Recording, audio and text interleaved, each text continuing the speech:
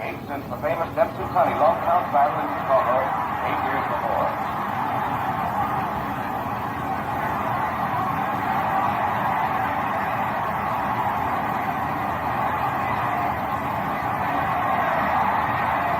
Everyone's stunned by the fury of Lewis's attack.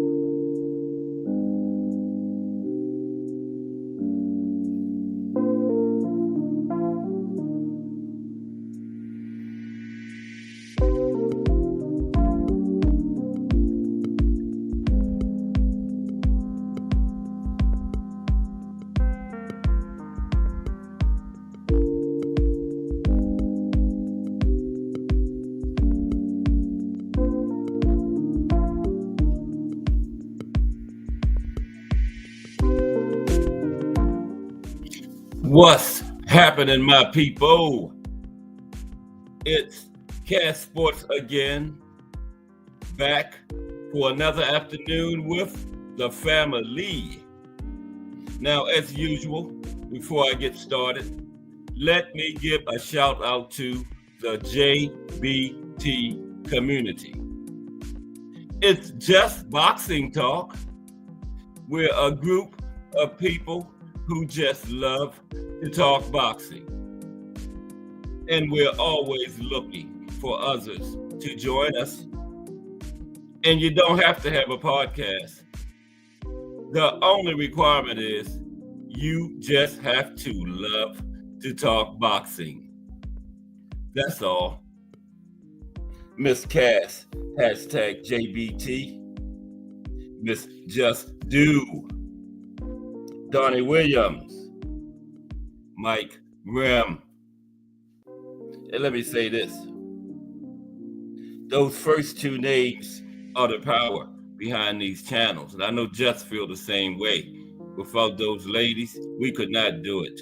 Salute to Miss Cass and Miss Just Do. That's the strength and power behind these channels. Okay? Salute to everyone. And welcome to another episode of Cast Sports The Box Historian. Today, the life and career of Carmen Basilio. The life and career of Carmen Basilio. And you know what time it is. If it's Monday through Friday, 2 p.m., it's the Boxtorian bringing you all that boxing history. Boxing is the greatest sport of them all. That's why we love it. Can't get enough of it. How's everybody today?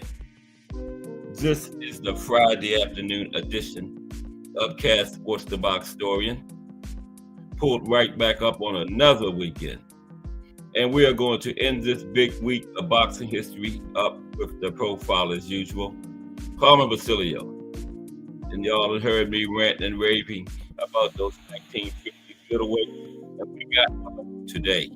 You know, greatest decade in history of middleweights. You know, Randolph Turpin, the great Dick Tiger, Gene Foreman, Jake LaMotta. Didn't even say the great Mr. Pound for Pound himself, Sugar Ray Robinson yet. And of course, Carmen Basilio, who we are going to be talking about today. You know, Sugar Ray had one loss at welterweight in the 40s, but he went to those 50s and went to middleweight. That's when those L's started piling up a little bit. You know, Sugar Ray took some L's in the 50s against those great legendary middleweights. And we got one today, Carmen Basilio. But how's everybody doing? It's the weekend. We got boxing tomorrow. And I appreciate everybody that's in the building so far. We're going to get into, in a minute, the highlights of boxing history, which we do between 2 and 2:30 every day while we're waiting for a few more people to get into the building. But salute to everyone. And welcome aboard this Friday, the third day of the year. And my monetization is on the way back. Just found that out yesterday. I should have it the next time I see everybody. I thought it looked like it's a circle down there where the dollar sign is supposed to be at, but it will be back. I got my three clubs back. You know, I got three levels. I got the first one is the Cast and Friends. Then the second level is Put It in the Chat Club. And the last one is the Boxtorian Society for the country club bigwigs. Join the Boxtorian Society. But yes, they let me get my monetization back. Ray Patterson, straight out of New Jersey. What's up, RP?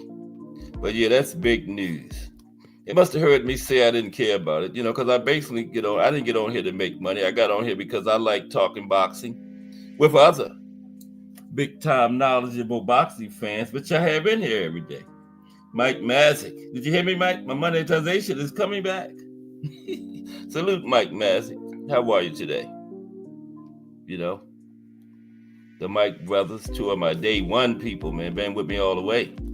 You know, I kept coming back every day doing lives, and every day Mike Mazik was in here.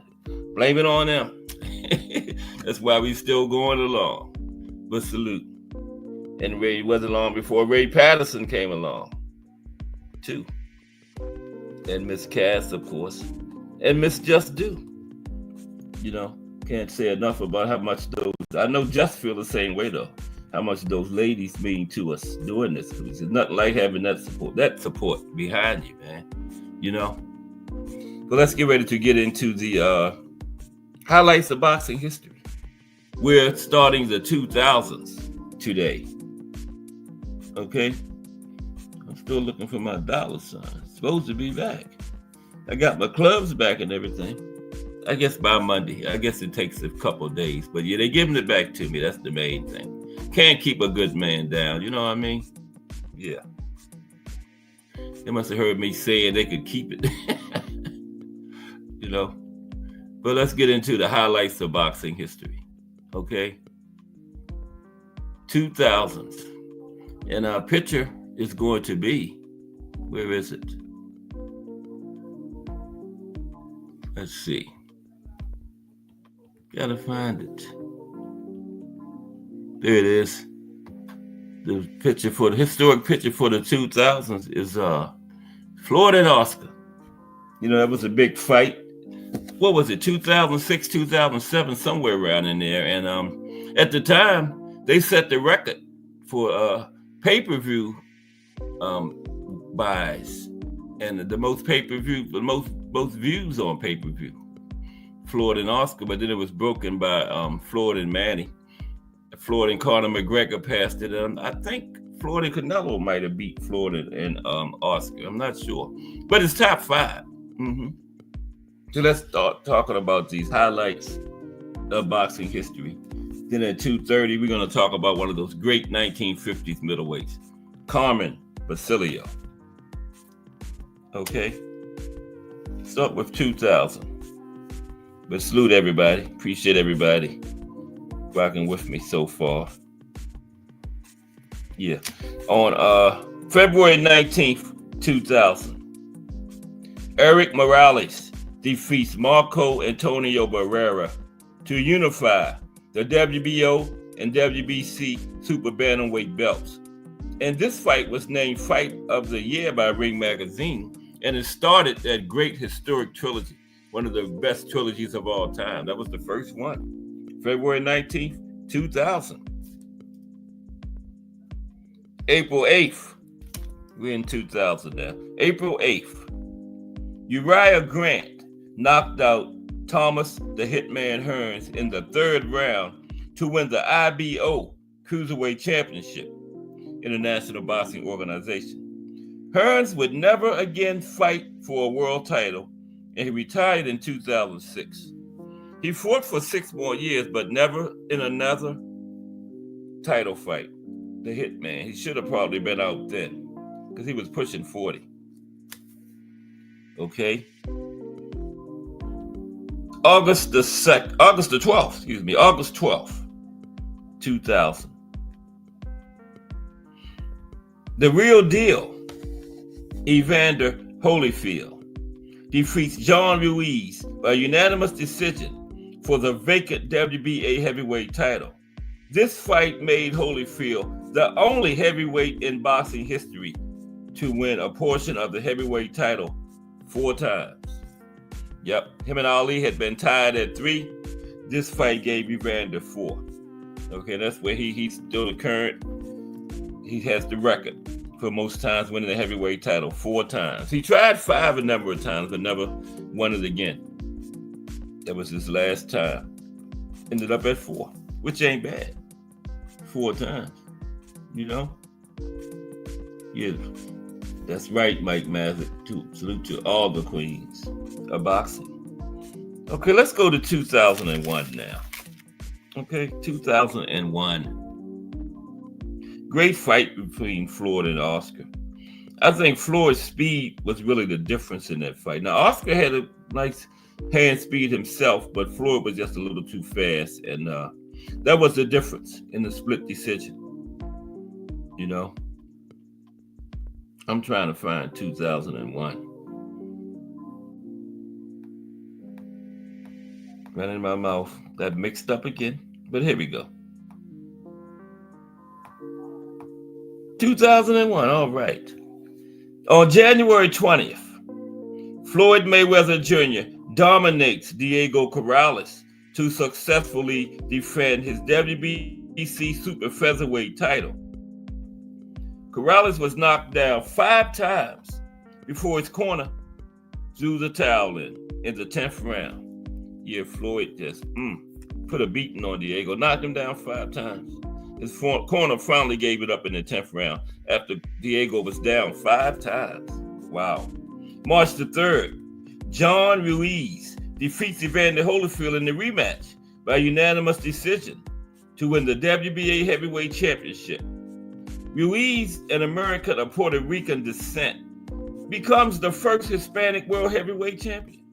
Wow. All the way in 2001 before we got our first Hispanic heavyweight champion. Because, they're usually in the smaller weight classes, So we got a couple now. Andy Ruiz is at heavyweight. Yeah, we got a few Hispanics up there now, but usually the lower weight classes. And, 2001, John Ruiz became the first Hispanic heavyweight champion. On April 7th, 2001, after a 14-minute introduction, Prince Nassim Hamed loses to Marco Antonio Barrera by unanimous decision. Barrera, then known as a brawler, surprisingly easily outboxed Hamed, who later retired after his next fight. You know, it was a classic brawler versus boxer, but in a surprise twist, Barrera outboxed Hamed. And a 14-minute introduction. Hamed always had those. Like I told you, he rode a motorcycle down there one time, rode a flying carpet. I saw it with my 4 eyes, but I still don't know how he did that flying carpet thing. But he always had those long introductions. That night, 14 minutes, only to get beat. April 22nd, Bruce Gas, boxing, jazz, and more in the building. What's up, Bruce Gas? How are you today, bro? Carmen Basilio, one of those great 1950s middleweights, but right now highlights of boxing history. Salute Bruce Gas, boxing, jazz, and more. Like I say, always good to see Bruce Gas in here. Appreciate you, Bruce Gas. Okay. April 22nd. No, that was did I do Hassim Rock with Lennox Lewis? Anyway, Hassim beat Lennox 5th round knockout in South Africa to win the WBC and IBF heavyweight titles. Rockman landed a hard right hand for the upset knockout. Yep, that was a big upset there.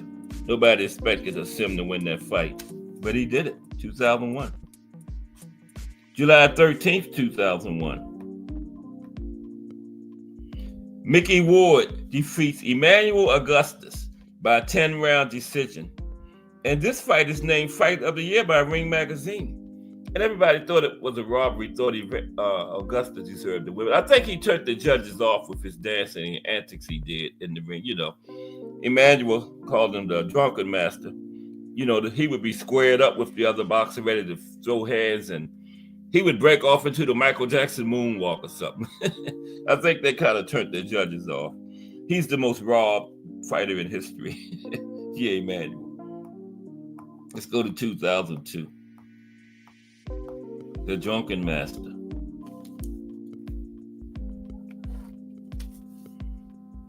Okay, that was November 3rd, right? No. Yeah, one more. November 3rd, 2001. This is a big one. Technique in the building. What's up, Technique? Salute. Good to see you, bro. Yeah, we doing 2 to 2:30 every day. Some highlights of boxing history. Just a few things that stand out in our sport. But on November 3rd, 2001, Kostya Tszyu becomes the undisputed champion of the light junior welterweight division as he defeats Zab Judah by a dramatic second-round knockout in Las Vegas, Nevada. Now, the stuff after the fight was more exciting than the fight. Judah was later suspended for 6 months and fined by the Nevada State Athletic Commission for attacking referee Jay Nady and throwing his stool toward the center of the ring after the fight was stopped. That was a fight where Zab went down, got up on spaghetti legs, then went down again. That was like 23 years ago, and that's still must-see TV on YouTube. Zab, that was crazy. Remember, he got up, looked around, then he went down again. Yeah. But Kostya Tszyu knocked him out that night. Let's go to 2002. 2002. Yeah, that's right. Donnie Williams. Flores admitted toughest opponent, Augustus. That's what he said, yeah. If Augustus would have got in there and stopped dancing and messing around and just fought, man, he might have been probably would have had a better career, but he wanted to dance and stuff. So 2002, February 2nd, 2002. In his first fight after becoming undisputed middleweight champion, Bernard Hopkins defends the WBA, WBC, and IBF titles against Carl Daniels. And he was undisputed because the WBO wasn't recognized by the other three then. So it was 3-belt undisputed, but they were getting ready to be. I think like 2002 was when the other three started recognizing them as a major sanctioning body. And around that time, it became 4-belt undisputed. And B-Hop was the first one to do it. He added the WBO to those other 3 soon after that. April 20th, 2002. Floyd Mayweather Jr. moves to lightweight and wins by a controversial unanimous decision against Jose Luis Castillo to take the WBC lightweight title. Yep. A lot of people thought Floyd lost that one, but he rematched him and won more clearly in the second fight. May 18th, Mickey Ward defeats Arturo Gatti in a very competitive non-title junior welterweight fight. After getting knocked down in the 9th round, Gatti came back and traded power punches with Ward. The fight was later named the 2002 Ring Magazine Fight of the Year, part of that great historic trilogy. I think, didn't 2 of those fights become Fight of the Year? Not sure, but I believe 2 of them did. That was the second one right there. June 1st.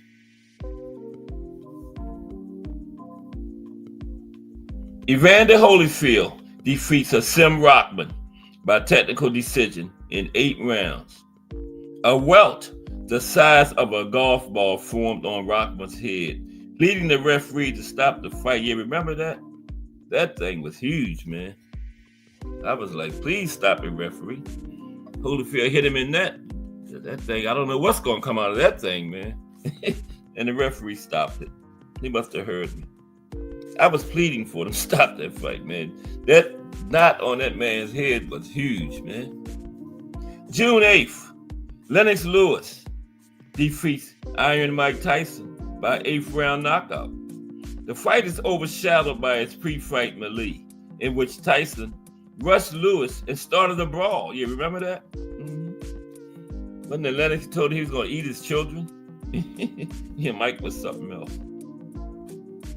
And finally, on November 23rd, Arturo Gatti and Mickey Ward again. Arturo defeats Mickey Ward by unanimous decision. This was the second fight. The last was the first one, excuse me. Yeah, in the second fight, because I think Gatti won the last 2. Yeah. Okay. Now let's go to 2003. Okay, we got like 5 more minutes. We probably make it halfway to about 2005 before we start talking about Carmen Basilio. June 21st, 2003. Am I in 2003?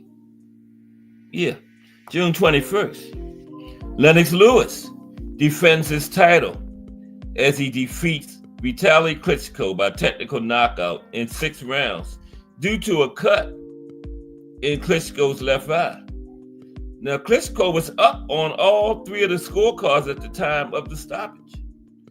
But there was talk of a rematch, but Lennox retired. Yeah, Lennox retired. Klitschko was outboxing him and everything. Yeah, but it was a bad cut, and they had to stop it. 2004, May the 8th. May 8th, 2004. Why do I keep losing track of where I'm at? But here's May 8th. What happened? May 8th. The Pac-Man, Manny Pacquiao, and Juan Manuel Marquez fought for the featherweight championship. Now, although he was knocked down 3 times in the first round, Marquez managed to control the succeeding rounds to earn a somewhat controversial draw. Marquez retained his WBA and IBF titles, while Pacquiao retained his Ring Magazine title. Yeah, was a draw. No titles changed hands. Then the next week, May 15th, 2004, Antonio Tarver upset Roy Jones Jr., knocking him out in the second round to take the WBC, WBA, and WBO junior light heavyweight titles. I was getting ready to say junior heavyweight. It used to be called that one time back, way back there. Like 20s, 1900s, yeah, the light junior heavyweight title, but it became the light heavyweight title eventually. Mm-hmm. Okay, September 18th, 2004. B-Hop Bernard Hopkins adds the WBO. Here we go. Adds the WBO title to his undisputed middleweight status as he defeats Oscar De La Hoya by a body shot knockout in the 9th round. This is Oscar De La Hoya's only defeat by knockout, and the last knockout victory Hopkins achieved. All of Hopkins' victory after this was by decision. Yeah, that was the first 4 belt. Remember, he had the other 3 already, and he added the WBO. I knew it was coming soon. That was 2004, right? Yeah, I figured it was around. I didn't want to say because I wasn't sure, but yeah, 2004, they started recognizing the WBO, and B-Hop added it to become the first 4 belt undisputed champion. Yep. September 25th, 2004, Roy Jones Jr. again.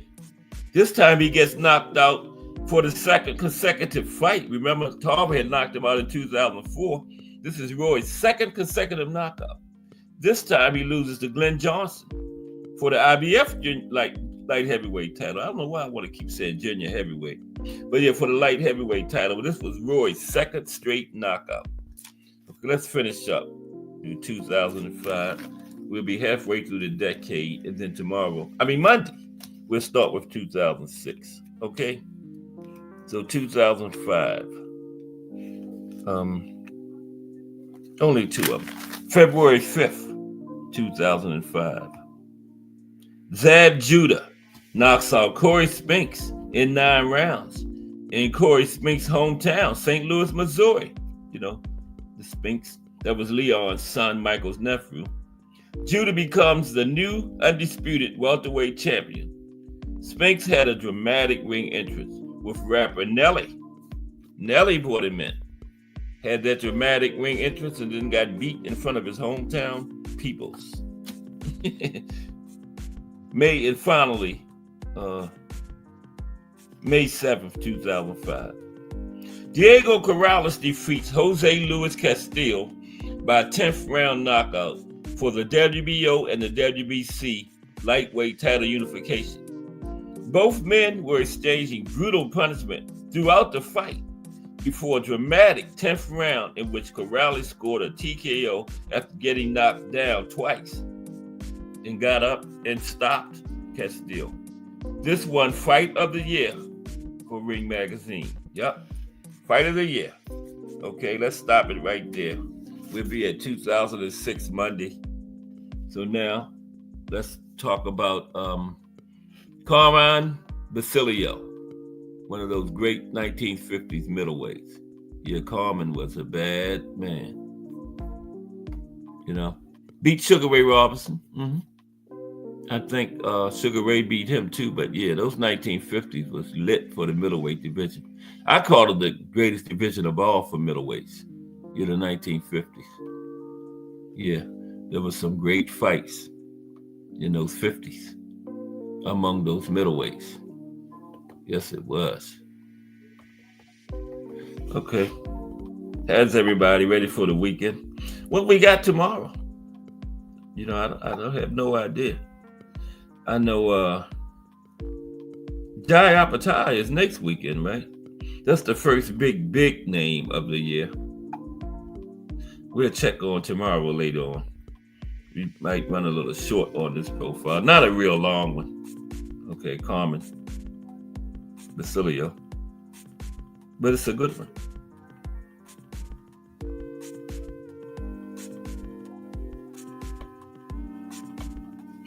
Okay. Yeah, names, people we coming in the chat, and for some reason I'm not seeing all the names. I don't know what's going on with that. I got to check that out. I got to wait for my 8-year-old granddaughter to get over here and help me figure that out. You know? Okay. Carmen Basilio. Carmen Basilio. He was born Carmen Basilio, April 2nd, 1922, right? Now, he was the world champion in both the welterweight and middleweight divisions. He beat Sugar Ray Robinson for the title at middleweight. He was an on-chin pressure fighter. He was a combination puncher who had great stamina and eventually wore many of his opponents down with vicious attacks to the head and body. Okay. Now he fought at welterweight and middleweight during his career. Okay, 5'6.5" tall. Fought out of the orthodox stance, and he had a reach of I don't see his reach, but anyway, fought out of the orthodox stance. Okay, he had a total of 79 fights during his career. He won 56. He lost 16, and he had 7 draws. And he won 27 of them by knockout. Okay. Now, like I was saying, Carmen was his boxing style was a combination of relentless pressure, vicious attacks, and he had an iron chin. You know, he was known for his relentless attacking style, and he also was a combination puncher who would wear down his opponents with attacks right to the head and body, and also known for his iron chin. He was a popular welterweight and middleweight champion in the 1950s. He was involved in the Ring Magazine's Fight of the Year from 1955. A feat from 1955 to 1959, 4 straight years. A feat that no other fighter has matched, okay? And he was named Fighter of the Year by the Boxing Writers Association of America in 1957. And his hometown of Conestoga, New York, honored him with a statue and the impetus for the International Boxing Hall of Fame. Yeah, right up there in Conestoga, New York. Yeah. Carmen Basilio.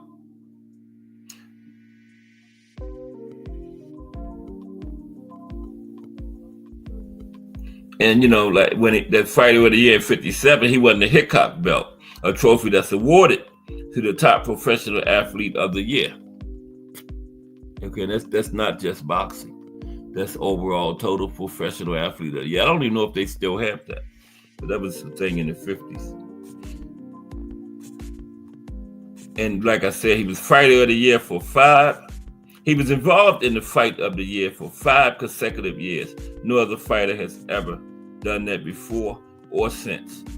And in 2002, Basilio was voted by the Ring Magazine as the 40th greatest fighter of the last 80 years.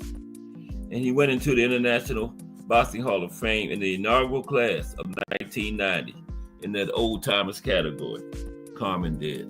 Okay, in the old timers category, 1990. Carmen Basilio. Now let's look at his boxing career. Now he began his professional career by facing Jimmy Evans on November 24th, 1948 in Binghamton, New York. He knocked Evans out in the 3rd round. And guess what? 5 days later, he beat Bruce Walters in only 1 round, okay? Had his first fight and second fight just 5 days apart. Both knockouts. The first one in the 3rd round. 5 days later he stopped his opponent in the 1st round. Just Do Boxing in the building. What's up, Just Do? Carmen Basilio today. Just Do coming up at 4 p.m. Bringing you that fire, balanced boxing talk. Okay, salute, Just Do. Carmen Basilio today. You know, like I was just saying, he had his first and second fights just 5 days apart. First and second fights of his career, 5 days apart. First fight, 3rd round knockout. Second fight, 1st round knockout. He could have had his 3rd one in the next 5 days because he really only had 4 rounds on his belt, you know? Okay. Now, by the end of 1948, he had completed 4 fights. He started 1949 with 2 draws against Johnny Cunningham on January 5th and against Jay Perlin 20 days later. Carmen was busy. 20 days later. And he campaigned exclusively inside the state of New York during his first 24 fights. And he went 19 wins, 3 losses, 2 draws during that span. Okay. Then his first loss was at the hands of Connie Thies, who beat him in a 6th-round decision on May 2nd, 1949. And then he fought Cunningham 3 more times.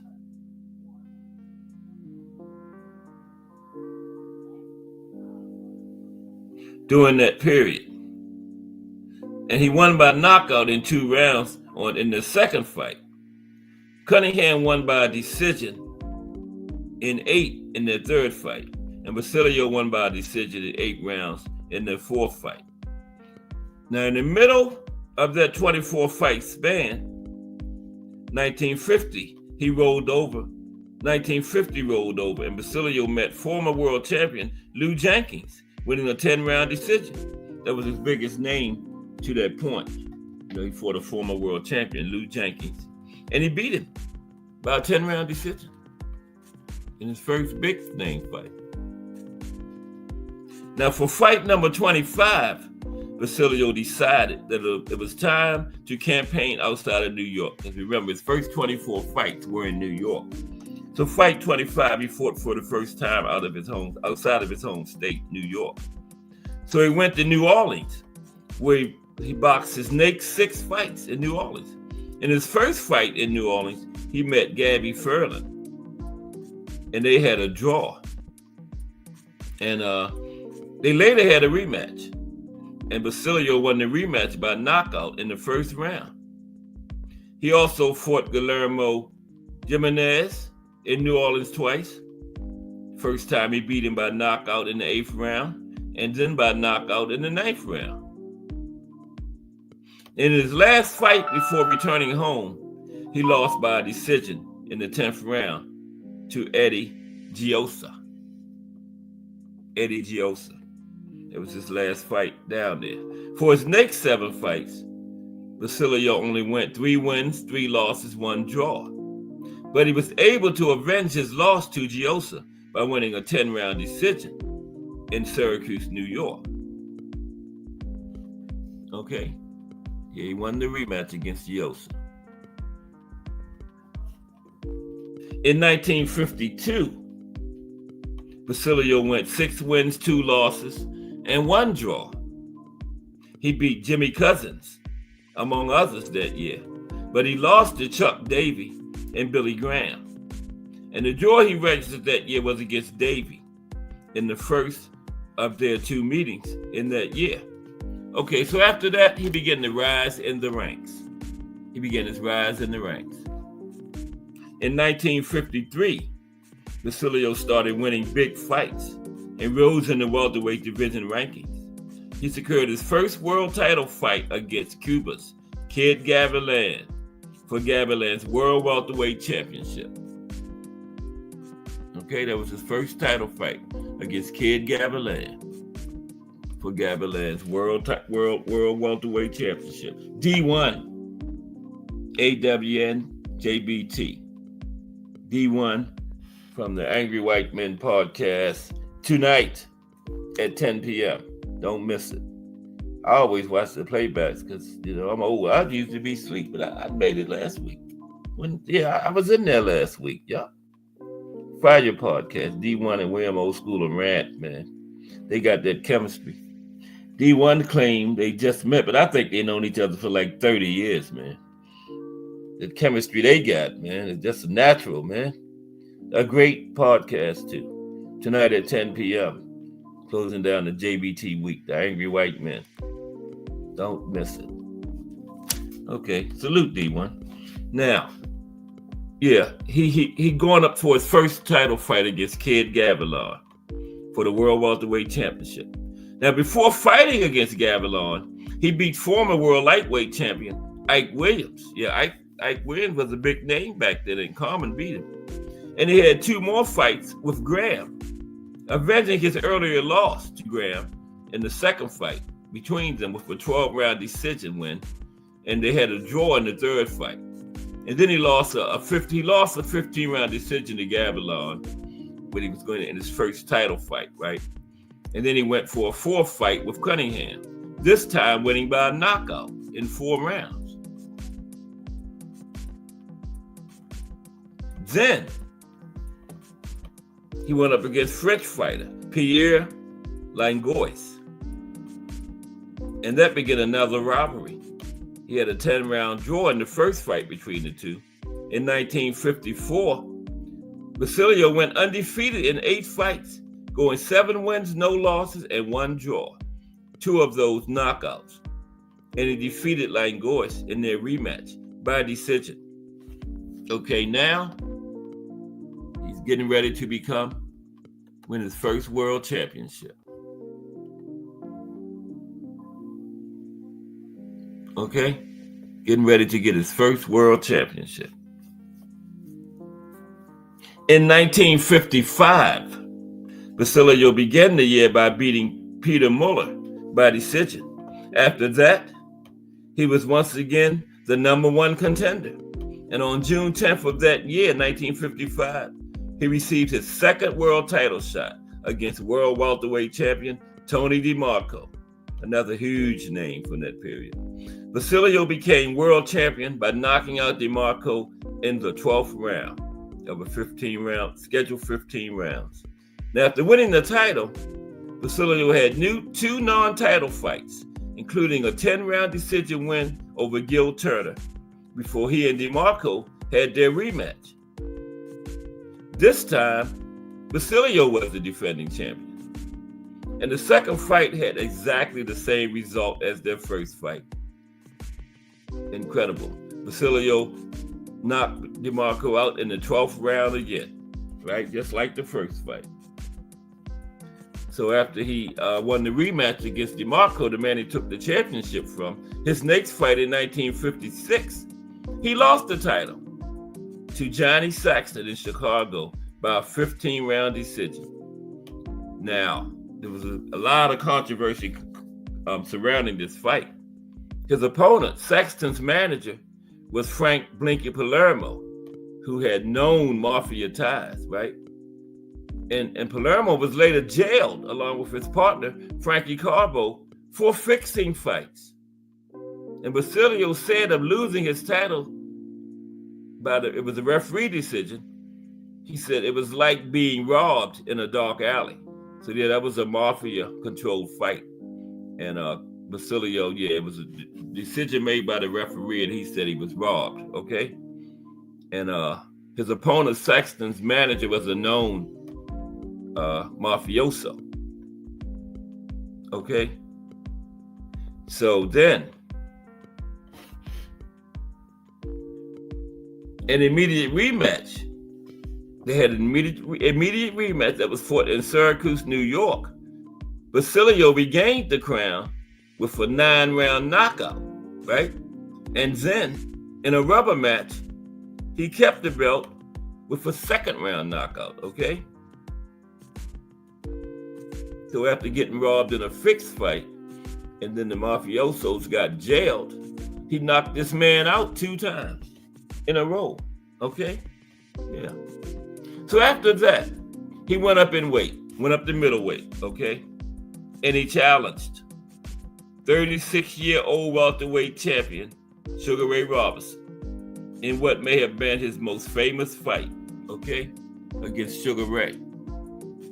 That's him and Sugar Ray right there. Now, he won the middleweight championship of the world by beating Sugar Ray Robinson in a 15-round split decision, September 23rd, 1957. And the day after the fight, he had to abandon his welterweight belt in accordance with boxing Zen rules, okay? So I guess he couldn't hold 2 titles in 2 different divisions. So since he won, he had to give up the welterweight belt. But he had the satisfaction of beating the great Sugar Ray Robinson. But Sugar Ray was 36 then. But, he still beat him. Sugar Ray got in the ring and put his title up on the line, and he was the world champion. So it wasn't nobody else beating him. You could say he was 36, but he was the world champion, and Carmen beat him. Took his belt, right? Okay, so After he beat Sugar Ray, he gave up his welterweight belt, remember, in accordance with the rules. Then in 1957, Basilio won the Hickok belt as top professional athlete of the year. And that's not just boxing, that's overall. The best athlete of the year, you know, boxing, football, hockey, baseball, volleyball, kickball, dodgeball, whatever. Top athlete of the year. Yeah, dodgeball. I played dodgeball before.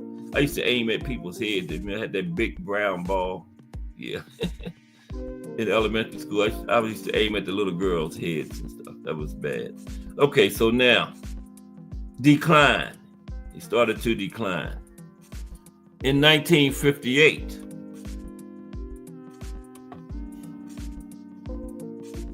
he and Robinson met in a rematch on March 25th, and Robinson barely regained the title with a controversial 15-round split decision. Now, the judges scored the fight 71-64 two times and 72-64 for Robinson. No, 71-64 and 72-64 for Sugar Ray. And the referee had filled out a card. He scored it 69-66 for Basilio. Now, although Basilio's left eye was totally swollen shut from the 6th round on, many of the ringside press thought Basilio won the fight. Yeah, many of the press at ringside thought Carmen had won. But, you know, it was Sugar Ray Robinson, right? So, yeah, a close fight against the great Sugar Ray Robinson. It's hard to get the decision. And Carmen didn't get it. Okay, they gave it to Sugar Ray. From that moment and until his retirement in 1961, he fought only sporadically. Okay, but 3 of his last fights were attempts to recover the world middleweight title, losing twice to the great Gene Fullmer, another one of those great 1950s middleweights. The first, he lost by a TKO in 14 rounds in San Francisco to Fullmer, and he lost by a TKO in 12 rounds in Fullmer's home state of Utah, right? Salt Lake City. And he also later, when he lost a 10-round decision to defending world champion Paul Pender, fought 3 more times for the title, lost all 3 of them, okay? In between those fights, he was able to beat Art Aragon by knockout in 8 rounds and former world welterweight champion Don Jordan by decision in 10 rounds. Now, his fight with Pender for the title was also his last fight as a professional boxer. Yep, his last fight. Now, that situation with the mafia, when the Senate came down on him and tried to get him out of boxing, Carmen's testimony, he was called to testify in front of Congress, and it was instrumental. Him, Jake LaMotta, Ike Williams, all their testimony was instrumental when they were trying to get the mafia out of boxing, okay? So let's talk about his testimony in front of Congress. Senate testimony. Now, in 1960, excuse me for one moment. Here we're going to talk about his congressional testimony in front of the United States Senate. This senator from California, what happened was this other boxer's manager, I think his name was Don Jordan. They tried to get his manager to have him fix a fight, and his manager refused. And then he got beat up in an alley by somebody with a steel pipe. And that's when the California authorities called in the feds to help him out, right? Because the mafia was getting out of control. And so that's when the Senate got into it and called these boxers to testify about these fights being fixed and everything. And Carmen Basilio was one of them. So in 1960, Basilio testified before the United States Senate Subcommittee on Antitrust and the Monopoly during this investigation of the International Boxing Club of New York. The International Boxing Club was a mafia-run organization, right? And the influence of organized crime in boxing. Now, Basilio told the subcommittee about Frankie Carbo and Frank Blinky Palermo and Carbo's aide, Gabriel Genovese, a cousin of Mafia Don Vito Genovese, who was convicted in 1959 of being an unlicensed boxing manager. Okay? Now, he called for a house cleaning of professional boxing. His testimony, Basilio now, his testimony revealed that his former manager had to pay off organized crime for his title shots, and that he essentially had a behind-the-scenes manager in Genovese, right? The other guy was his manager up front, but Genovese was really scheduling the fights and in control of his career, and if they didn't pay, you didn't get title shots. Simple as that, Evidence submitted to the subcommittee showed that Basilio's on-the-record managers, John D. John, I think that's the one that got beat with the steel pipe. His on-the-record managers, John D. John and Joseph Nitro, paid Carbo, the mafia guy, paid his front man, Gabriel Genovese, $39,334.41 and approximately $25,000 respectively during the time Basilio fought for and defended his welterweight and middleweight titles. Wow, that's a lot of money. Let's look at Basilio's record. He retired with a ring record of 56 wins, 16 losses, and 7 draws with 27 knockouts. Now let's look at his post-boxing career. So this is kind of short. I got a backup plan for us to tell you about that in a minute. Let's look at his Carmen's post-boxing career. Okay? You probably finish this up about 3. Post-boxing career for Carmen Basilio. Trying to find some old. There's Carmen. That's way post-boxing. Post-boxing career. After his retirement, Basilio worked for a long time at the Genesee Brewery in Rochester, New York. Later, Carmen, a high school dropout, taught physical education at Lemoyne College in Syracuse. Well, a high school dropout teaching at a college. Incredible. Now, Basilio, who was also a member of the United States Marine Corps at one point in his life, he was able to enjoy his retirement. Carmen was associated with a sausage company, frequently confused with a separate sausage company run by his brother Paul, for which he was a salesman, right? His brother was a salesman. Well, Carmen was a salesman for that company. He worked for 2 different companies. Now, during the 1970s, Carmen's nephew, Billy Backus, became world welterweight champion after having a shaky start to his own boxing career. Now, Basilio declared on the day that his nephew became champion, he told his nephew, Billy's winning the title was better than my own championship run. In 1990, Ed Brophy decided to build the International Boxing Hall of Fame in Canastota, New York, to honor the 2 world champions who were both born there, Carmen and his nephew, Billy Backus. Basilio and his nephew, Billy Backus. Now, although Backus isn't a member of the Hall of Fame, Basilio is, along with many of the fighters he met inside the ring in the late 1990s. Basilio became seriously ill, requiring triple bypass heart surgery. Doctors were able to repair his heart. Okay, now Basilio was interviewed for an HBO documentary on Sugar Ray Robinson called The Bright Lights and Dark Shadows of a Champion. He mentioned that although he respected Robinson's talents in the ring, he did not like him as a person. He said he did not like Sugar Ray as a person. He respected his talents in the ring, but he did not like Sugar Ray Robinson as a person. In 2010, Titletown, USA, Boxing in Upstate New York, by historian Mark Allen Baker, was published by the History Press in 2010 and identifies Canastota as the epicenter of upstate New York's rich boxing heritage. The book includes chapters in both Carmen Basilio and Billy Backus.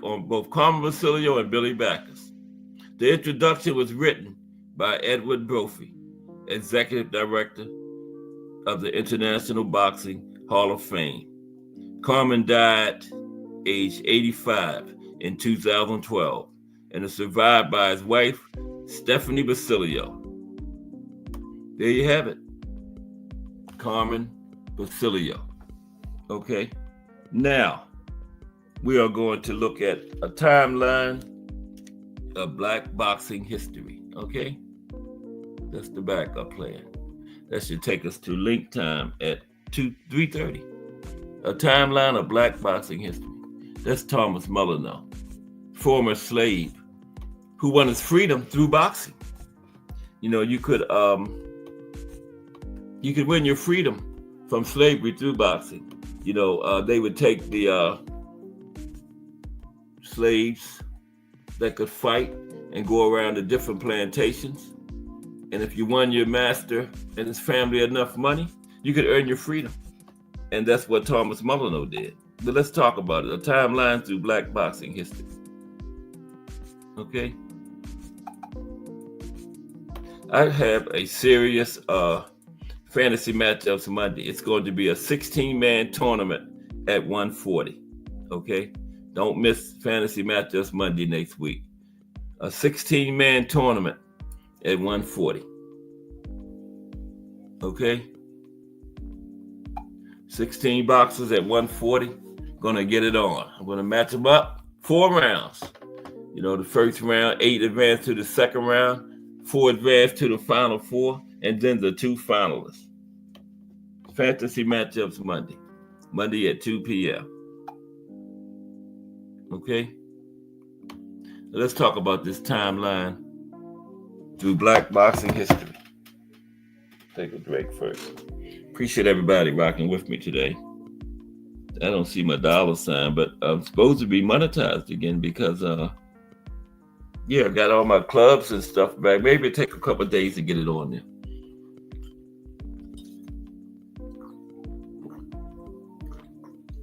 They let me start my membership clubs back up. I thought it would be back on there today. Is it on there? Maybe I just can't see it. I don't see it.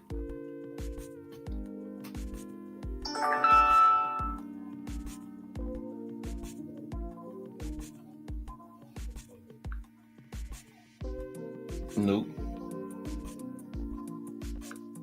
But I'll find out what the deal is.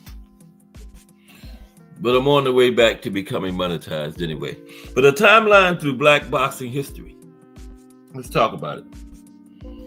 Now, throughout boxing history, many Black fighters have proudly stood as symbols of aspiration, success, power, and resolve.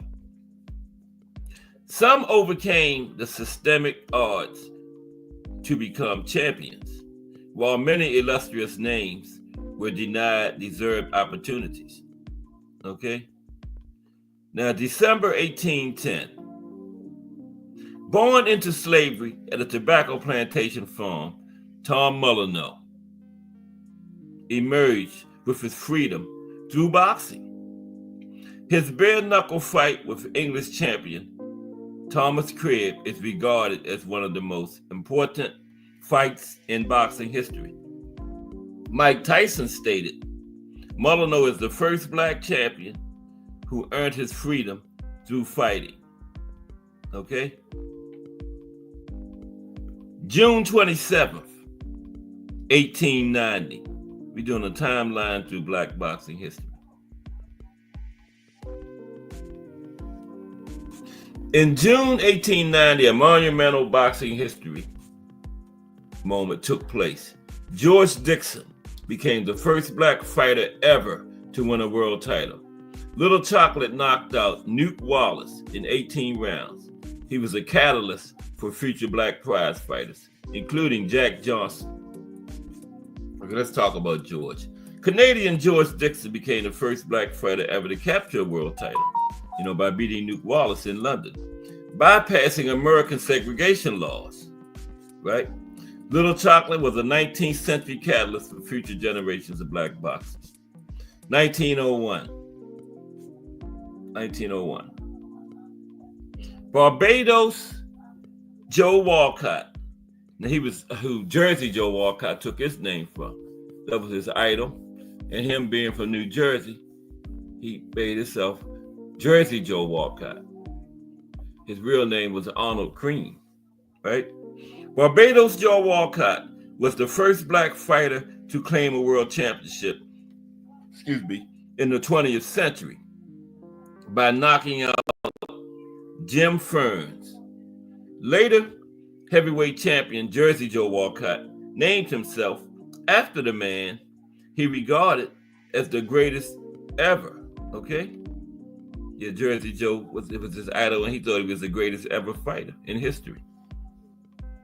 May 12th, 1902. Timeline of black boxing history. May 12th, 1902.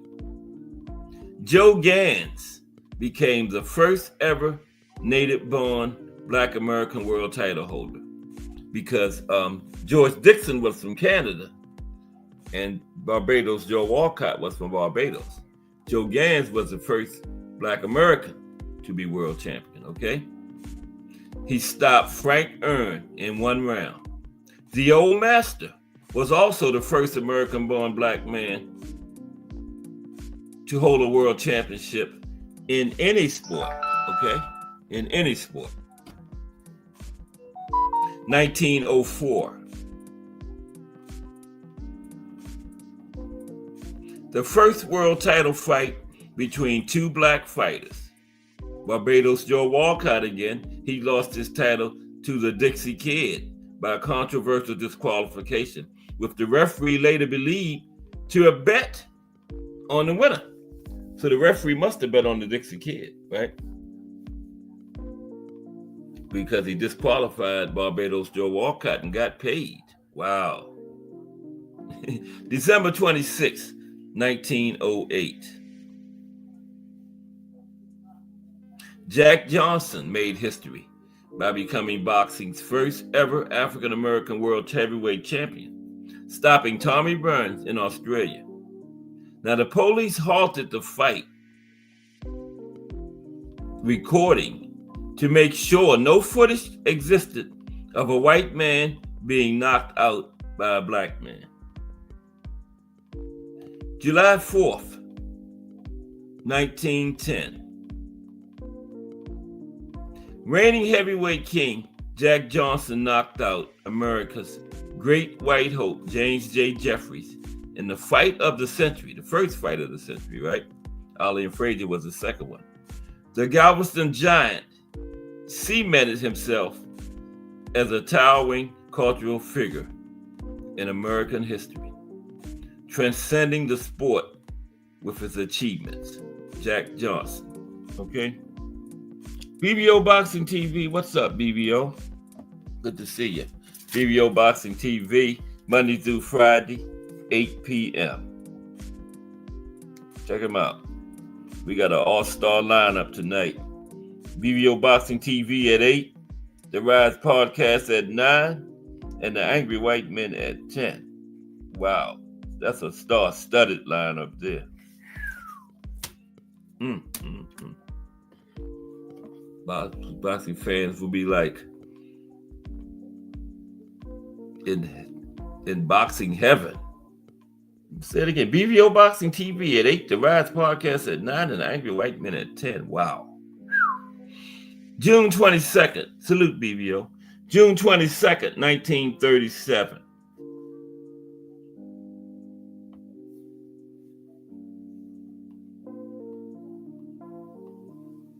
Joe Louis. Okay. He's a credit to his race. the human race. The iconic Joe Louis was born in 1914, a symbolic fighter who left a lasting legacy in the ring and made a huge impact outside of it, becoming one of the most culturally significant champions in boxing history at the height of his powers, right? Amassing the longest single title reign of any boxer in history. That's not just heavyweight, that's any weight class. The Brown Bomber became only the second ever black world heavyweight champion after Jack Johnson, while breaking down racial barriers to become a national hero across America. Yeah, Joe Louis, he beat the four heavyweight champions that preceded him. He knocked out all of them, okay? Knocked out all of them. And he became the first black world champion since Jack Johnson. He knocked out James J. Braddock, knocked him out cold in 8 rounds, right? And it was a groundbreaking moment in African American history. Thousands stayed up all night throughout the country in celebration. June 22nd, 1938. And yeah, Joe Louis lost that fight to Max Smelling. I think it was 36, somewhere around in there. And he said, and then he won the title after that when he beat James J. Braddock. And he said he could not call himself world champion until he got a rematch and beat Max Smelling. Okay. Now, one of the most important and influential fights in boxing history.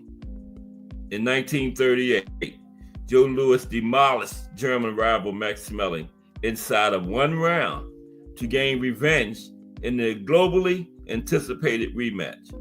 Because this was when, Hitler and the Nazis was flexing their muscles over there in Germany, and this was a big iconic fight because they felt if the German Max Smelling won it, he was going to go over there to Germany, and Hitler was going to never let him come back over here with the title. He was going to fight lower level European fighters, and in America it might be years before the Americans see the heavyweight title again. So this was a big fight. And Joe Louis got called to the White House by President Franklin Roosevelt and told him the entire free world was he said, not trying to put no pressure on you, but the entire free world is dependent on you to win this fight, right? Oh, BBO hit the, appreciate you, BBO. 100%. I don't know why I don't never hear the thing that's supposed to tell you that you got the cash up, but I appreciate you, BBO Boxing TV, 100%. That kind of guy, BBO Boxing TV, man. Yeah. Okay, appreciate you, BBO. And yeah, Joe Louis got called to the White House by the president and told him that the entire free world was riding on him winning that fight, right? So Joe was like, wow. And Joe already had pressure on himself because Max Smelling had beat him, had knocked him out before. And Joe was like, I can't call myself champion until I beat Max Smelling. So he didn't play with his food. He went out there and beat him in the first round, right? Yeah. And just like I was saying, this fight, with the backdrop of World War II and the rise of Adolf Hitler's Nazi regime looming, Louis overcame the incredible pressure to prevail as an iconic symbol of national pride. Stopped Max Smelling in the first round. Yep. Yeah. His monumental first round knockout over Max Smelling saw Joe Louis stand as a symbol in the battle against Nazi Germany, right? August 17th, 1938. Henry Jackson Armstrong, or Homicide Hank, was born, right? 108 years ago, okay? Henry Armstrong. Now, Henry Armstrong became the first fighter, black or white, to hold world titles in 3 weight classes simultaneously, okay? He had featherweight, lightweight, and welterweight. Incredible. Just think about that. Featherweight and welterweight is 21 pounds apart.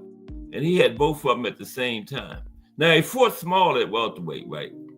Because you don't have to be 147. All you got to do is be under it. And he fought regularly at welterweight, like in the 130s. Mm-hmm. And he held all three of those titles simultaneously. And he almost, in a time where there was only 8 weight classes, and he almost had 4. He lost the middleweight title in a very controversial draw. Many people think he won it. So at a time where there was only 8 weight classes, he was almost champion in half of them. And also at a time when there was only, and this is significant, 1 champion in each weight class. We didn't have no super champions and interims and all that kind of stuff. We had 1 champion in each weight class. And Henry was almost champion in half of them at the same time. And he was in 3 of them. Okay? He was in 3 of them. Mm-hmm. Yeah, I'm supposed to have my monetization back, but I don't see my dollars, son. They lied to me. Okay. December 20th, 1946. I've been looking for that dollar sign for the entire show. Anybody see it? You see it, Miss Cass? I don't know. Maybe it takes a moment, but let's continue. December 20th, 1946. Okay? We're going to get some link time at 3:30. Sugar Ray Robinson stood up to the mob that controlled the sport. Yeah, the mob around that time controlled who got title fights, and they controlled who won them.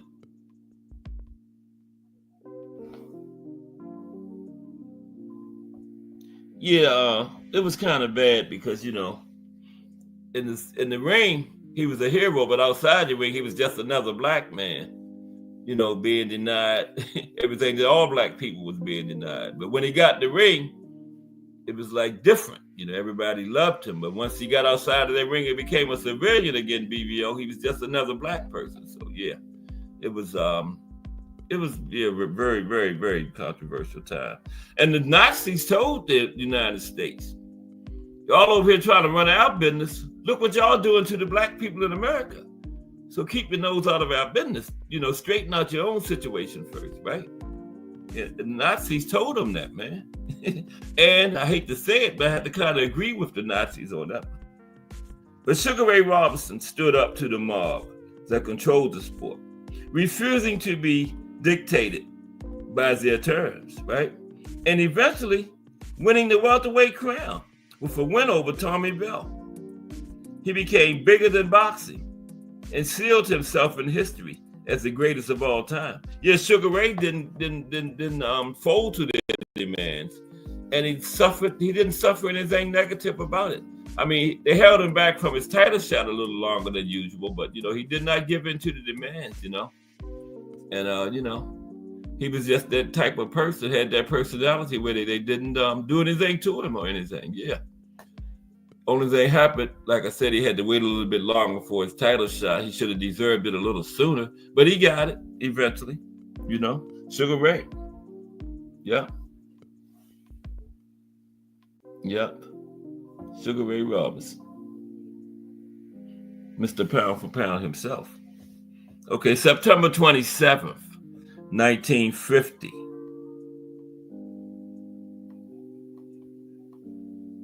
For the first time in boxing history, the lineal World Heavyweight Championship passed from one black fighter to another, right? Not being fully appreciated as the division's ruler by beating Jersey Joe Walcott, Ezra Charles overcame previously retired Joe Louis to gain official recognition. Yeah, Ezra Charles became the next champion after Joe Louis, but he never really gained the respect he deserved until he actually beat Joe Louis. Yeah, because Joe Louis had retired, then he came back and fought Ezra, and Ezra beat him. That's when everybody really started recognizing him as the world champion. Once he really actually beat Joe Louis, Because even though Joe Louis had retired, a lot of people still called him the world champion. Ain't that crazy? But he came out of retirement and Ezra Charles beat him. And that's when he got the recognition he deserved. Yep. Okay, then is Crush in here? Because for some reason I can't see Crush's name when he come into the chat. Is Crush in here, BBO? No? Oh, that's Miss Cass. Oh, she don't see my dollar sign. I don't see it either. They said I was getting re-monetized because remember I had it 3 weeks, they took it. And then yesterday I got all my membership clubs and stuff back, but let me leave that alone. But I guess it'll be back eventually. And I want me to go post them on YouTube. Oh, let me stop. I'm sorry. Okay, 1952. Now, Joe Louis became the first African American to play in a PGA golf sanctioned tournament at the San Diego Open, paving the way for other black professionals to make their mark in golf. Sports writer Jimmy Cannon set up Louis. This was when he made that statement. He's a credit to his race, the human race. June 10th, 1962. Then Cassius Clay stood as a figure of racial pride, joining forces with human rights activist Malcolm X to rally for integration. The pair met for a Black Muslim rally in Detroit and began their iconic friendship. Muhammad Ali and Malcolm X. Okay, everybody hitting the appreciation button. I guess so. But anyway, June 20th, 1967. Muhammad Ali was banned from boxing after his military draft refusal due to his opposition to the Vietnam War and affiliation with the Nation of Islam. The greatest was convicted of draft evasion and stripped of his heavyweight titles.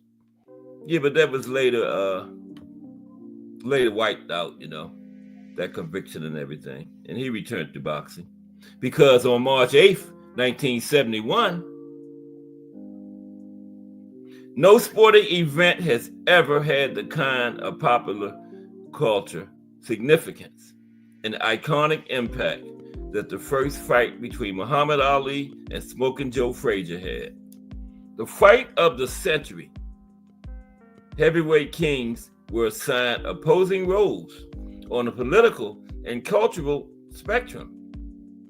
In the end, it was Smoking Joe Frazier's night. Yep. Smoking Joe Frazier dropped Ali in I think it was the 14th round and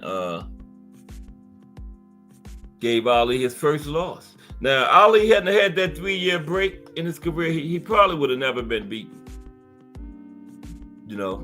That Ali, without that break, probably would have dominated and stopped Smoking Joe. Similar to what George Foreman did to him, October 30th, 1974, Rumble in the Jungle. Muhammad Ali stunned the world and George Foreman with an 8th round knockout triumph in the Rumble in the Jungle. A significant cultural event, the fight resonated beyond sport. Don King built a festival around the fight, featuring soul icon James Brown, the King of Soul, and blues legend B.B. King at a football stadium in Zaire.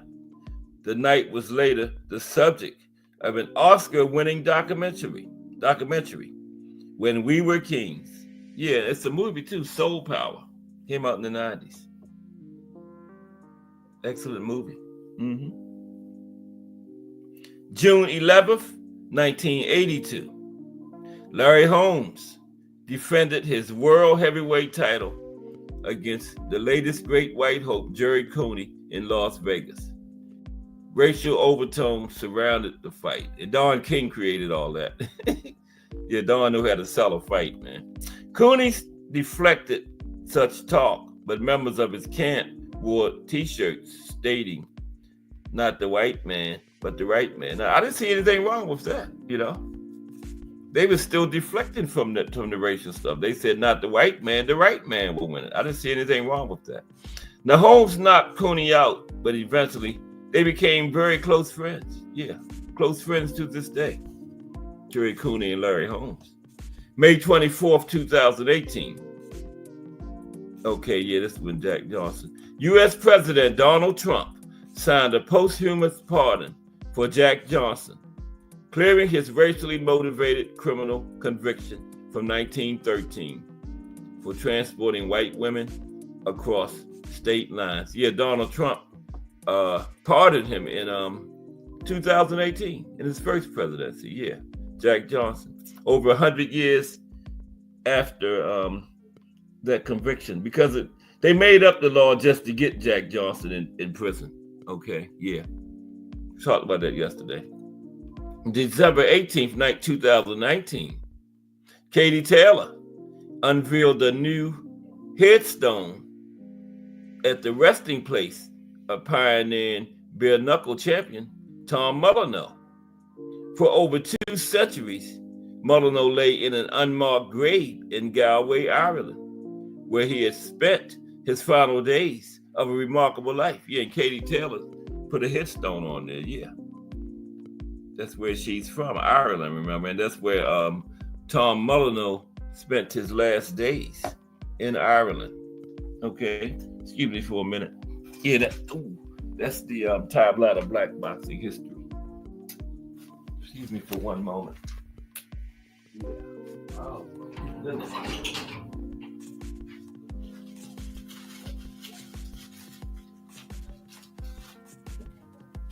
Okay, I'll be right back, y'all. Now,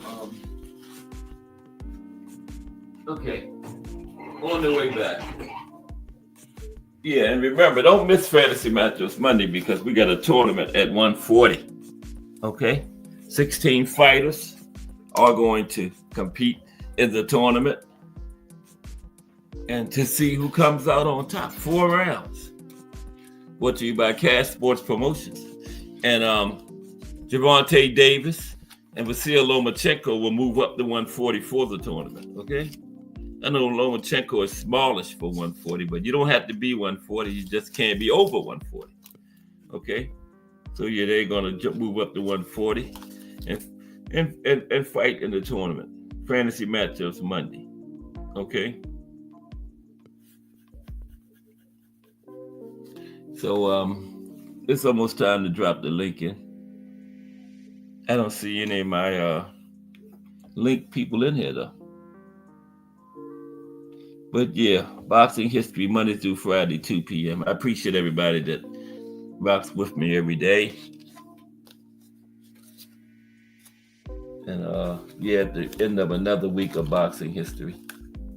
Got another big week next week. Oh, next week is going to be big because Monday is the Fantasy Matchups Monday show, and then Tuesday is the lightweight division. We talk about that, the history of the lightweight division, some of the great former fighters that competed at lightweight. And we talk about some of the active fighters that's currently at lightweight, and then some of the best fights of all time at lightweight. And then Thursday is going to be a great boxing in the States. It's New York. That is going to be good. Don't miss that one. Boxing in the States, New York next week. And the profile next Friday is the life and career of Riddick Bowe. Big Riddick Bowe next Friday, yeah. A huge week in the history of the sport we love, boxing. Okay? So don't miss next week. We are going to have a great time next week. But now, let's talk about some women's boxing. Okay? Some of the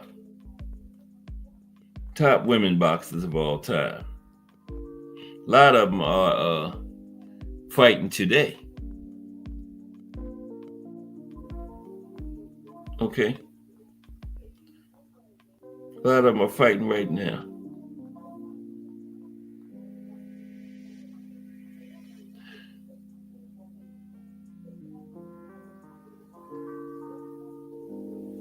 Okay. Let's see here.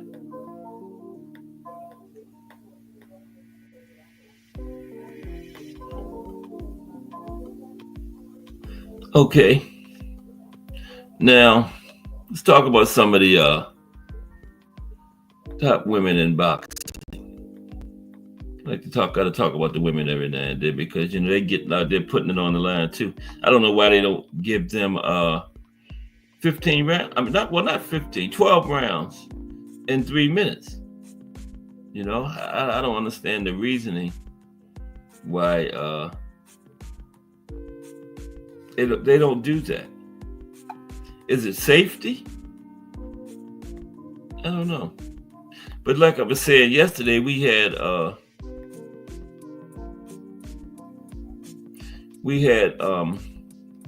been 3 15-round women's fights in history. The first one was in Albuquerque, New Mexico, 15 3-minute rounds, and they did a great job. They showed that they were able to compete, had the stamina to compete for 15 rounds, and had the talent to be entertaining for 15 rounds. And then we had 2 other 15-round women's fights that were 15 2-minute rounds. Okay. But yeah, we've actually had 3 women's 15-round fights in boxing history to date. Now they won't even give them 12 rounds.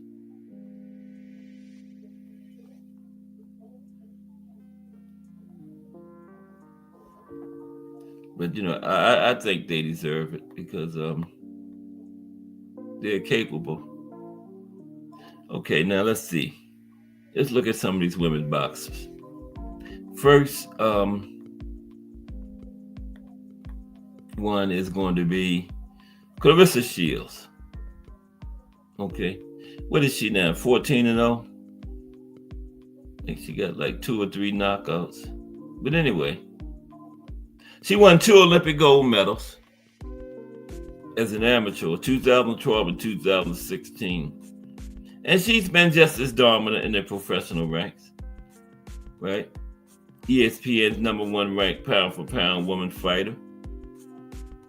And she has won world titles. What is it? 4 weight divisions? Middleweight, junior middleweight, super middleweight, and heavyweight, her latest one. I think she's fighting in January from Michigan, right? And Shields has won, so she has 2. She was the first one to be undisputed in 2 weight classes. Okay, Clarissa Shields was. Miss Cass said they need more time. Let this year make a change. Yeah, that would be nice. They do deserve more time, Miss Cass. Katie Taylor just won the big rematch with Amanda Serrano. Remember? So no need for a trilogy because Katie won has won both of the fights. I thought Amanda won both of them, but I'm not a judge, so it doesn't matter what I think, right? And Katie is also one of 5 2-division world champions, right? Along with the GOAT. Bud Crawford was the second one to do it. And then we had Katie Taylor. Katie Taylor and the Monster did it a month apart, remember? Katie did it in November 2023. Then the Monster got his second one in December 2003. And then Usyk did it last year. Because we're 3 days into the new year. Usyk did it last year, remember? And he was the 5th and final one.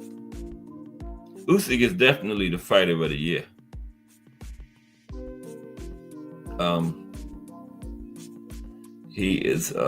He beat Tyson Fury twice.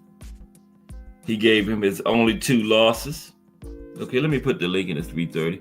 330. He gave Tyson Fury his only 2 losses of his career. Now, if Fury would have lost, if Fury would have won that fight, then Daniel Dubois would have had a good chance to get it. But yeah, they're gonna definitely give it to Usyk, no question about it. And I would say he deserves it. The first fight, he won undisputed. First heavyweight ever to win 4-belt undisputed, you know. And then the second fight, he beat Fury again. Only two, like I said, only 2 losses of Fury's career. So yeah, he definitely deserves Fighter of the Year. Fight of the year, I would say my fight of the year is Virgil Ortiz and Sergio Boachuk. You know, that was a battle. Every time that bell rang, they met right there in the middle of the ring every round and duked it out, man.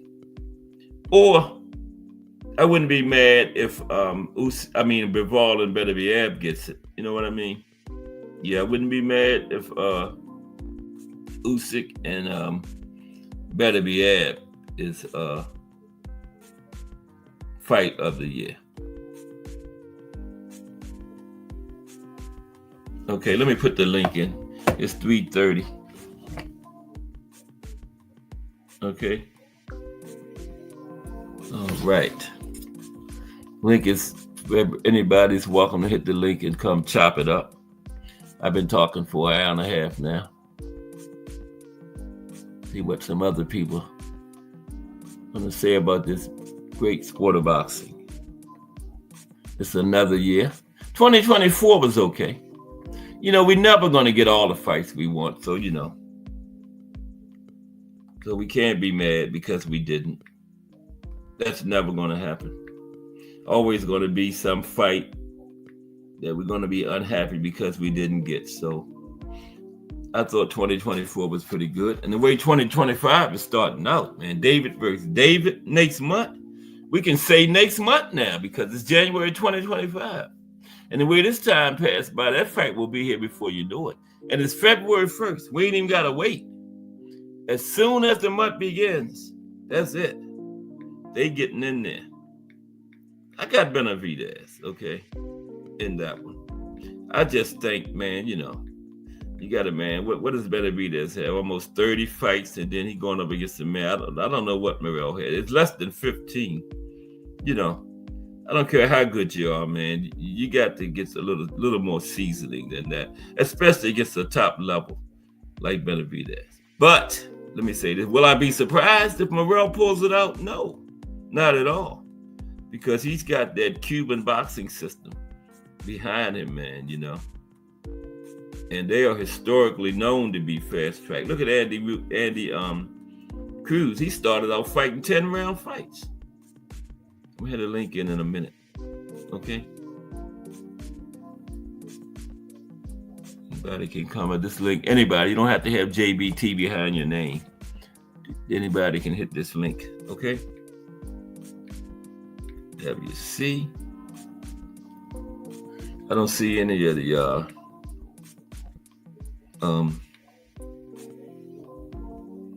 the usual late people in here. The 4 kings of the panels. You know, Cass Sports, Jarrell Hattie, Thomas Hill, and Defiant Arnie. Yeah.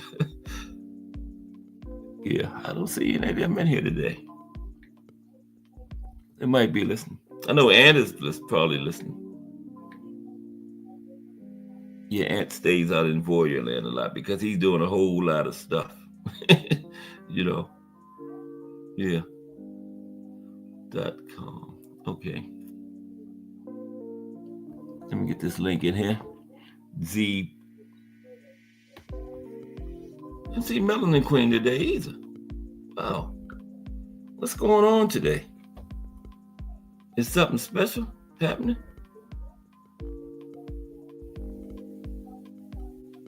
Today? I know it's the first Friday, first weekend of the new year.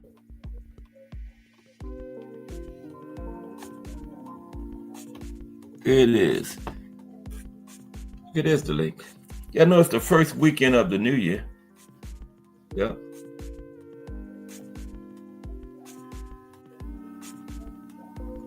I can understand every time Crush the Legend comes in, I never see his name.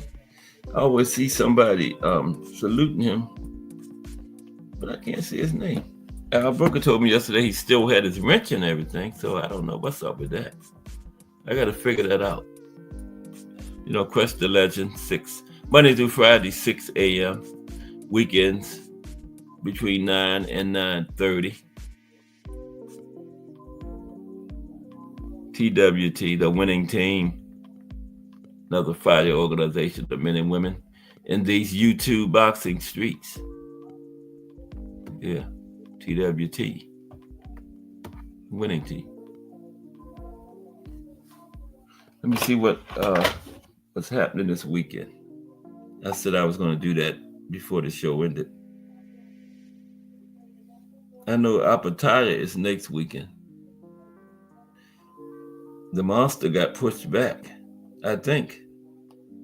He's fighting Sam Goodman, UK fighter.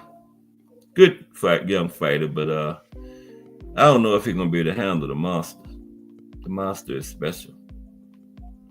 But there's somebody out there to handle the Monster too. Somebody out there for everybody. Look what happened to Munguia a few weeks ago.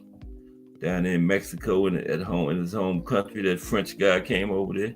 But the French guy was undefeated. Okay. And when he left Mexico, he's still undefeated. Right? Okay, this weekend is January. It's not, what is 4th? 3rd, 4th. Tomorrow's the 4th, right? January 8th. That's not a weekend. That's on a Wednesday.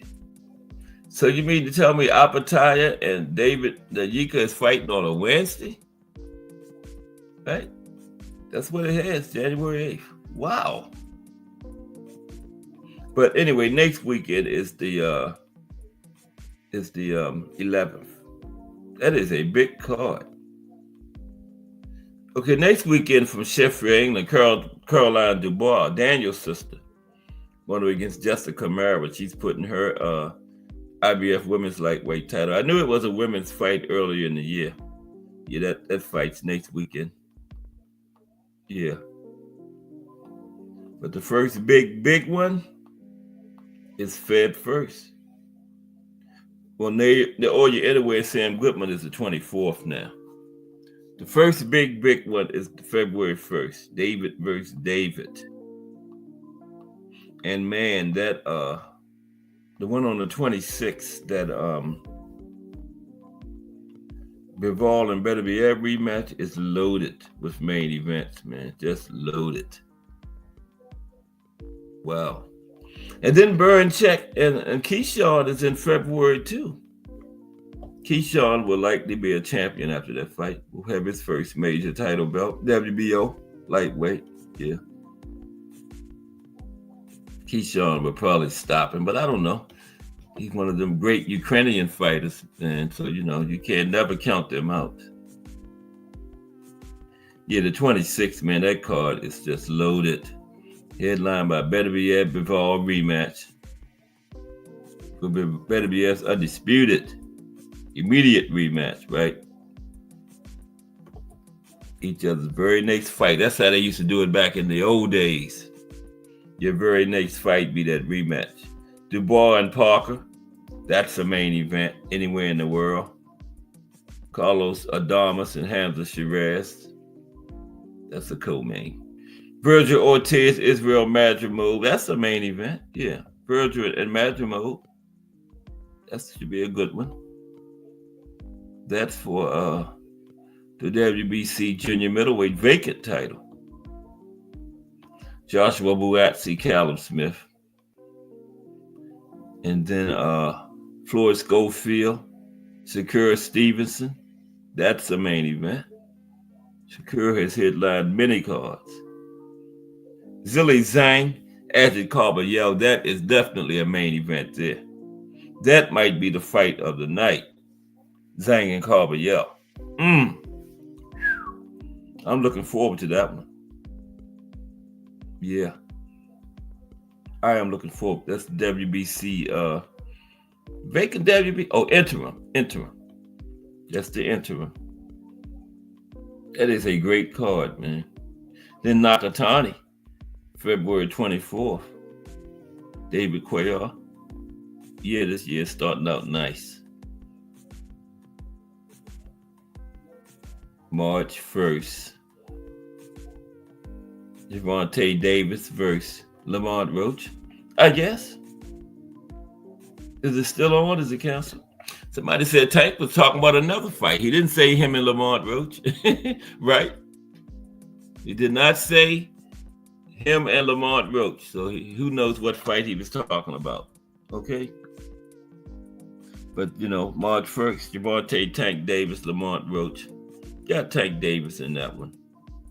He's a part of the big 16-man tournament at 140 Monday. Brought to you by Cass Sports Promotions. Natasha Jonas, Lauren Price. That should be a good one. That's March 7th. They don't have the entire card out for Tank and Lamont yet. But they got Albert Puello on it against Sandor Martin. That should be good. Puello has the WBC 140 title. Yeah. Say don't sleep on Sandor Martin. Ex Teofimo. Don't sleep on Sandor. And then we got Teofimo, March 15th, Subriel Matias. And Teofimo has a history of fighting according to the level of competition. He fight a lower level fighter. He performs bad, but when he gets to the top level, he performs like a top level fighter, like Josh Taylor, Lomachenko. Yeah. So we just got to see which Teofimo. We got to wait a couple rounds, see which Teofimo show up. Actually, I think I got Teofimo in that fight early. Yeah, I got Teofimo in that over Subriel. But look at Teofimo see Subriel lose the power, then now he wants to fight him. But I don't know. Great fight. Great matchup. Nick Ball is putting this title on the line. TJ Doheny. I think that's Nick's first defense, right? He took that off of Raymond Ford. I think Raymond stayed at 126 one fight too long. But he got paid for it. He was on that Riyadh season card. So, hey, yeah. Turkey is getting them paid. But, yeah, Teofimo and Matias is a very interesting, very intriguing fight, man. I got Teofimo. Although, all the stuff he said and everything. I didn't say I like him. I just say I got him winning this fight. Okay, don't get it mixed up. I did not say I like Teofimo. I just said I got him winning over Subriel. But we'll see. That is a great fight. Great matchup, man. Teofimo Lopez and Subriel Matias. And it's March 15th. No. Yeah, March 15th. So 2025 is coming on strong, man. Yeah. That's what they got on the schedule so far up to March 15th. Nick Ball. But they'll be adding to it as we go along. As we get into the year, Nick Ball and TJ Doheny. That's at 126. I would like to see Nick Ball and Steven Espinoza, 2 126 champions. How would that be? What is Nick Ball, like 5'3"? I think Espinoza got him by an entire foot. How would that be, man? This big 6'1" featherweight against this. Nick Ball has got to be like 5'2" featherweight. I mean, wow. And Espinoza would probably stop him because Nick Ball would have to work his way in, and he's going to be going into some real danger as he's trying to get in there because Espinoza got popped, man. So, wow. Nick Ball gets stopped, but it's not scheduled yet or anything. But somebody told me Espinoza is moving up anyway. So, yeah, to 130. They were talking about him and, oh, man, just told me yesterday. Espinoza and Navarrete at 130. But Oshaki wants that fight. He wanted the winner Navarrete and Valdez. So we got a lot of interesting stuff, potential matchups in 2025. A lot of potential things going on, man, in this boxing game for this year. And we're just in it. I don't see my dollar sign. But if I got my membership clubs and stuff back, I got to be monetized to get that. So I'm going to find out when we get off what's going on with it. Okay. But BVO Boxing TV sent me a cash app, man. I appreciate you, BVO. Stand up guy, man. Yeah. BVO Boxing TV. Let me see. Yeah. But yeah, we got some good stuff to look forward to this year. And we got some good stuff to look forward to in about 10 minutes. Just Do Boxing. The Voice. Appreciate you, BBO. Yeah, for that cash out. Yeah, Just Do Boxing, The Voice in about 10 minutes from now. Coming up at 4 p.m. with some fire boxing talk, right? We was just talking about main events and co-mains. I'm the co-main. The main event coming up at 4 p.m. Okay? Who the hell is Victor Haney? Oh, that's AWM made a oh, you talking? Not the man, the PED man, Victor Conte. I told you that angry white man. 10 o'clock tonight. Yeah, Victor Haney. I was on Crush the other morning and we was talking about PEDs and stuff, and I was just saying, just think of the haters if Tank came out there with what did that Victor Conte organization called? Well, just think if Tank had one of them T-shirts, so some people's heads would burst wide open. Oh, I knew he was using PEDs. He's too small to have that kind of power. Man, Tank want to troll people. He should just put one of those hats on. One of those hats from that, what is it called now? That from Victor Conte. Wear one of those hats one day, man. People's minds would they would lose their minds, you know. I knew he was using PEDs, blah, blah, blah. That would be crazy. The internet probably would break. Yeah. Victor Haney. Damn. Okay, yeah. Just Do Boxing is going to be talking about Teofimo versus Matias. Pay-per-view or free TV. Devin Haney, 2 smart moves. Stanionis called for Boots unification. Oh, finally. He was trying to fight Stanionis a couple years ago. Now, if Boots don't take that fight, they'll say he ducking Stanionis when he even tried to fight the man 2-3 years ago. You know, the haters are crazy. I guarantee you, if Boots don't take the Stanionis fight, he's ducking him. And when Stanionis didn't fight Boots a couple years ago, nobody mentioned duck. Lomachenko not in the mood. Nobody mentioned duck. Suppose Tank had told Lomachenko he wasn't in the mood. But another breaking up the internet, oh, Tank duck Loma.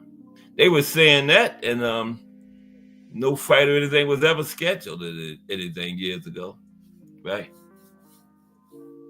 So the haters are alive and well. I hate y'all haters. But yeah, we winding down now. Appreciate everybody coming through today. Man, my link people left me hanging out here to dry today, man. But I made it, almost. I ain't never dropping the link no more. I'm just kidding. Just kidding. But yeah, again, Happy New Year to everyone. We, like next week, another big week coming up, you know. Started with fantasy matchups Monday, the big 16-man tournament at one. Oh, now here comes somebody. I can't see. Thomas Hill.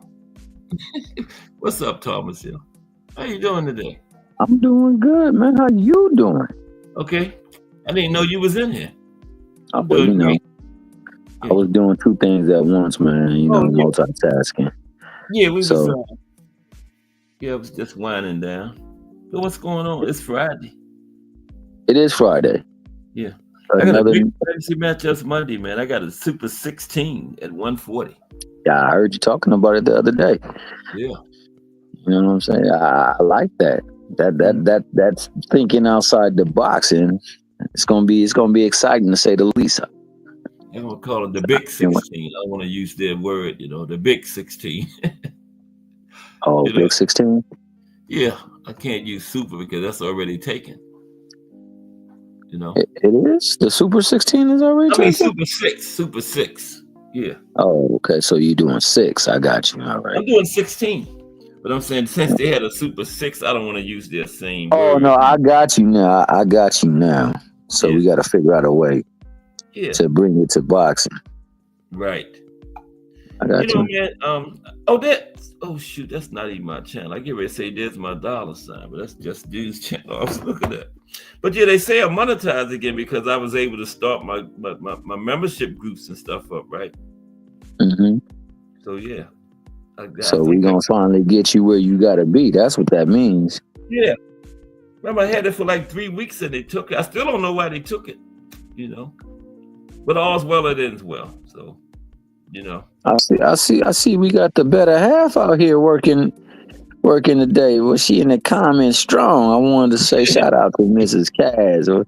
Yeah. Not only is she a force in that kitchen, but she also a force in that ring too. Look at her. Yeah, she in there today. Yep. Yeah. And she right. Women boxers definitely work. Got to work twice as hard to get the recognition. Unfortunately, but that's why I say, man, I know a lot of people think that it's a slight to Carissa. It's no slight to her, but I think the energy that Serrano brings is the energy that all the women should bring to the ring. I think it'll go leaps and bounds into giving them more credibility. That's right. It's going to take a while to get respect because, unfortunately, we live in a chauvinistic society, so therefore you got chauvinistic ideologies, and one of them is that women should have certain places, and the ring may not be one of them, but there are fantastic talents out there. Yeah, and you're 100% correct though, T Hill. A lot of them are too silent. They need to speak up, man. You know what I mean? Yeah, you got to. I mean, we come in a day and age where that's what gets you your ticket sales right now. You got to talk, pop crazy talk, and do crazy things, and people tune in. To be noticed. That's right, man. And when you're talking about you want somebody to respect us, like for instance, the WNBA, they want the same respect as the NBA. Well, you got to bring people, you got to make people want to see you. That's right. And one thing you got to do is embrace something that they have their gaze upon. So what they should do is embrace and work off of Caitlin Clark because she's engaged a lot of people to watch the WNBA. Yes, that's right. They've done more numbers with her being there, and to a certain degree, all the people that came in this year's draft. But they got to get the numbers on there, and once they start getting the numbers on there, and they start doing things like, I think one thing they could really do without is trying to make themselves on equal footing with men. Yeah. Because I mean, there are some outliers, but for the most part, men definitely going to have an advantage over the fact that they're a lot more athletic. And being more athletic, there's more things they can do that appeals to entertainment than women can do. But what you can do, you do it well, and you do it often and be consistent. People gonna follow suit. And so, yeah, she's right. They do work hard, and they have to work harder at times. But, if you want that equal footing, hey, you got to go those 3.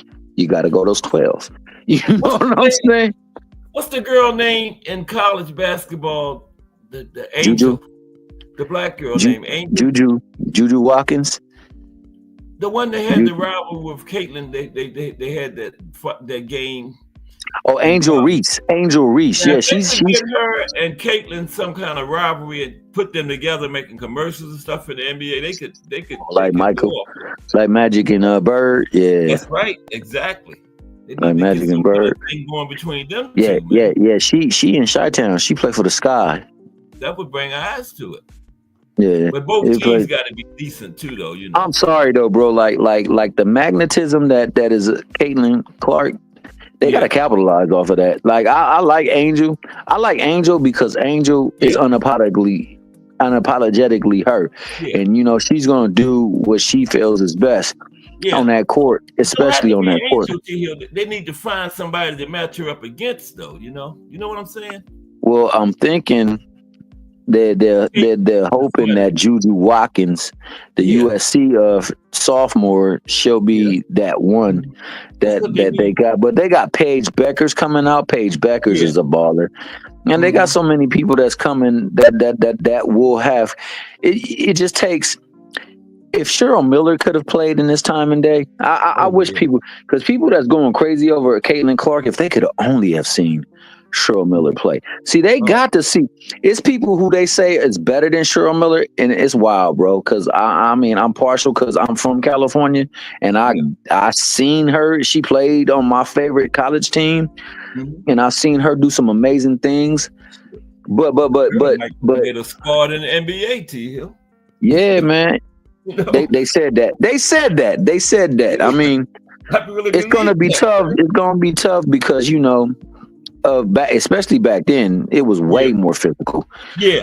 Way more physical. So in this day and age, they might have a little bit of flexibility with some of them, but they're not gonna be stars in the league, though. None of the women, and I say this with the utmost respect, none of the women would ever be stars in the league.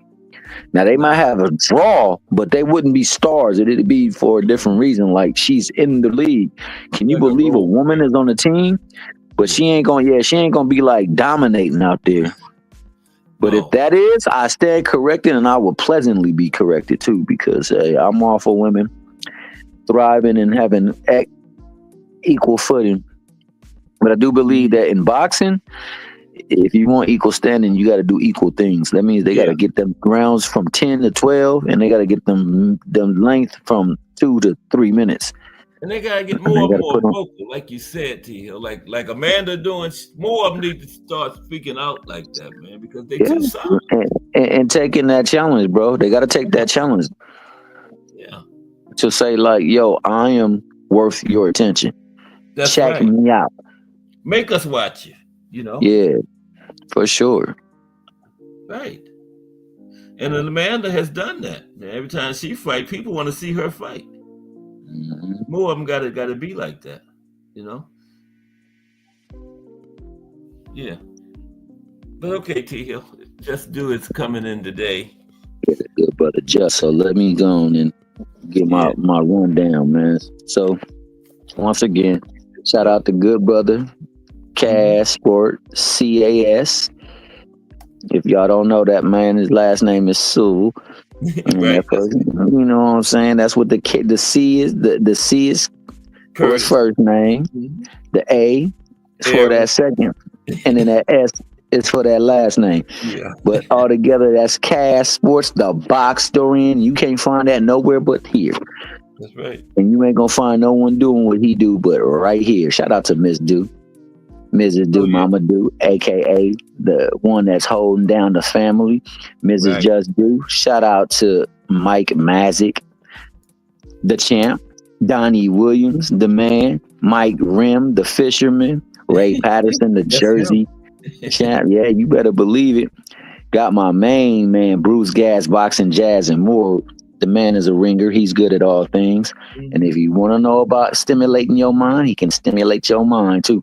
On top of that, it was his birthday not too long ago. So it was. He started out the year on a good foot. Shout out to my main man, Technique. The only way to go about doing things. Just Do Boxing. The actual voice of boxing. The actual person that gives boxing is Just Do. D1 the family from the Angry White Man podcast. Yep. You know what I'm saying? And then last, wait, we got BVO Boxing, my guy, aka CVO. Every time and again when he want to start talking that nonsense, you already know he's a good guy, and he got his own product out there. It's called the BVO Strand of Edibles. Whenever you're in Cleveland, stop by the smoke shop and ask for that copy. It's shrimp and grits, but he's working on other flavors too. And then shout out to the better half, Mrs. Cass. who not only here today, T Hill. keeps the family together, not only gets in that kitchen and burns up something fierce, but she talks boxing too. So come by, like, comment, subscribe, bang the Cash App, hit the super chat, and get acquainted with boxing, man. This is my guy, Box Historian, Cash Sports, and we up out of here. And appreciate you, T Hill. Shout out to Thomas Hill, the legendary Thomas Hill, that is. Okay, Just Do Boxing is next, and I will see y'all Monday. Okay, everybody, make sure you have a great weekend. Got somebody fighting tomorrow.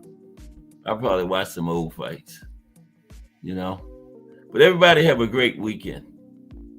I'll be back Monday, because if it's Monday through Friday at 2 p.m., it's the Boxtorian bringing you all that boxing history.